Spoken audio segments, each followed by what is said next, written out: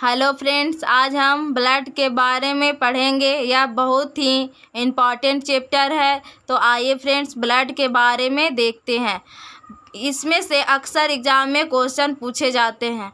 Blood एक connective tissue है। यह 5 से 6 लीटर तक होता है। यह टोटल वेट का 7% होता है। जो ब्लड है एक कनेक्टिव टिश्यू है। कनेक्टिव टिश्यू को हम संयोजी ऊतक भी कहते हैं। यह 5 से 6 लीटर तक होता है और इसका वेट को हम वजन भी बोलते हैं का 7% होता है। ब्लड का पीएच मान 7.35 से 7.45 तक होता है। जो हमारा ब्लड है उसका पीएच मान कितना होता है फ्रेंड? तो 7.35 से 7.45 तक होता है। फीमेल में मेल के अपेक्षा ½ लीटर कम होता है।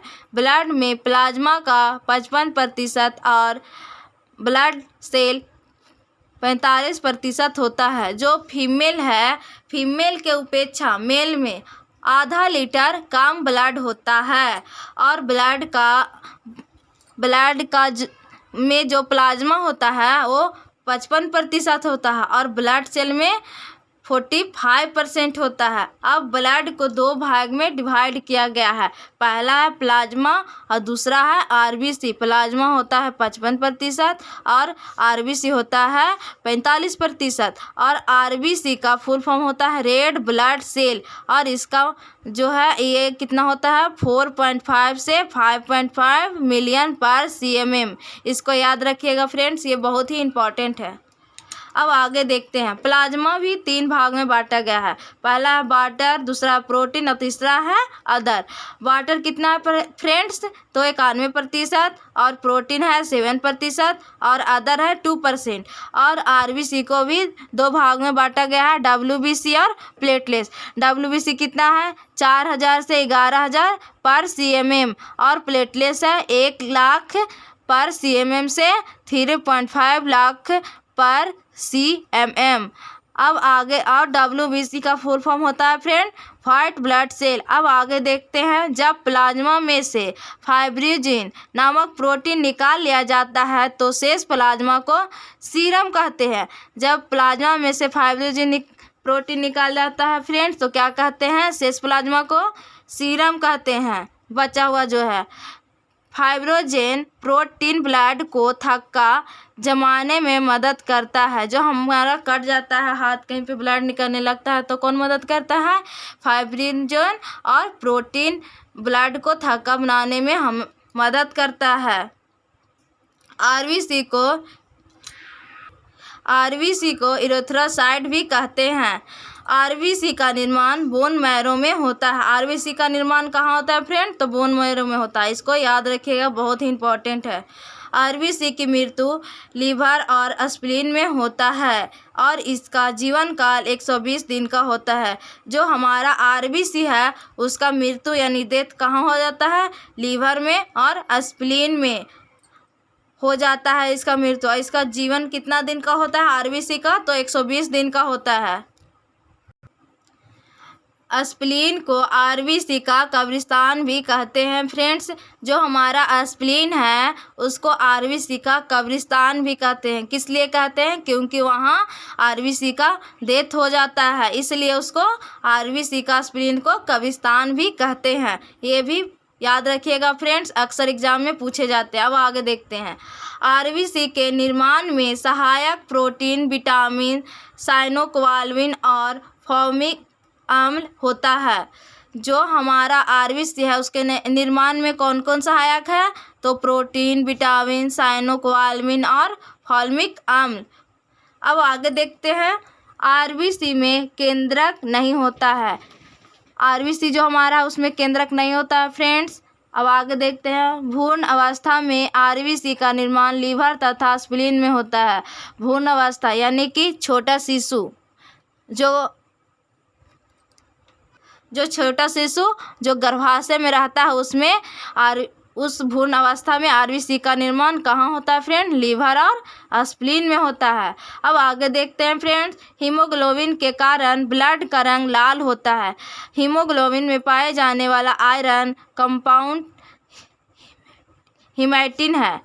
जो हमारा हीमोग्लोबिन है वो ब्लड का रंग लाल होता है, किसके कारण? हीमोग्लोबिन के कारण। और हीमोग्लोबिन में पाए जाने वाला आयरन कंपाउंड क्या है फ्रेंड? तो हीमैटिन है। अब इसका आरबीसी का फंक्शन देखते हैं, फंक्शन ऑफ आरबीसी। अब ये क्या है तो देखते हैं। शरीर के हर सेल में ऑक्सीजन को पहुंचाना एवं कार्बन डाइऑक्साइड को वापस लाना आरबीसी का कार्य है। जो हम ऑक्सीजन लेते हैं और कार्बन डाइऑक्साइड छोड़ते हैं, वो कौन पहुंचाता है पूरे हमारे बॉडी में? तो आरबीसी का ये काम है।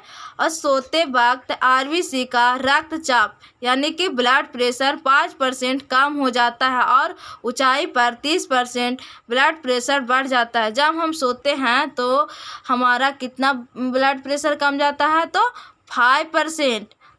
और जब ऊंचा पे जैसे पहाड़ हो गया, जाते हैं पहाड़ पे या फिर कहीं ऊंचाई जगह पे, तो हमारा कितना होता है ब्लड प्रेशर बढ़ता है? तो 30%। अब आगे देखते हैं फ्रेंड्स। आरबीसी की संख्या हीमोसाइटोमीटर से मापा जाता है। आरबीसी की संख्या किससे मापा जाता है फ्रेंड्स? तो हीमोसाइटोमीटर से। तो इसको भी याद रखिएगा फ्रेंड्स, ये बहुत ही इम्पोर्टेंट है। आरबीसी के कमी से होने वाला रोग एनीमिया और जॉन्डिस है।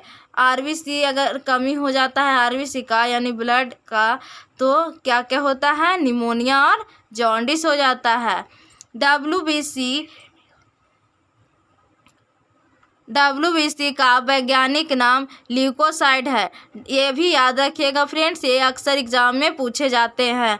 आरबीसी की उपेक्षा डब्ल्यूबीसी कम संख्या में पाई जाती है, लेकिन डब्ल्यूबीसी आकार में बड़ी होती है और इसका निर्माण बोन मैरो या लैम्फ नोड और कभी कभी लीवर और स्प्लीन में भी होता है। इसकी मृत्यु ब्लड में ही हो जाती है। जो हमारा आरबीसी है इसके अपेक्षा डब्ल्यूबीसी कम संख्या में पाई जाती है, लेकिन डब्ल्यूबीसी का जो आकार है, आकृति है, वो बड़ी होती है और इसका निर्माण बोन मैरो यानी कि अस्थि मज्जा में या फिर लैम्फ नोड में होता है, लसिका पर्व में होता है और कभी कभी लीवर बोले तो यकृत और स्प्लीन में भी होता है। स्प्लीन को हम प्लीहा भी बोलते हैं। इसकी मृत्यु ब्लड में ही होता है। जो हमारा डब्ल्यूबीसी है उसका मृत्यु कहाँ हो जाता है? तो ब्लड में ही हो जाता है। और इसका जीवन काल यानी लाइफ का मतलब होता है जीवन 2 से 4 दिन तक होता है।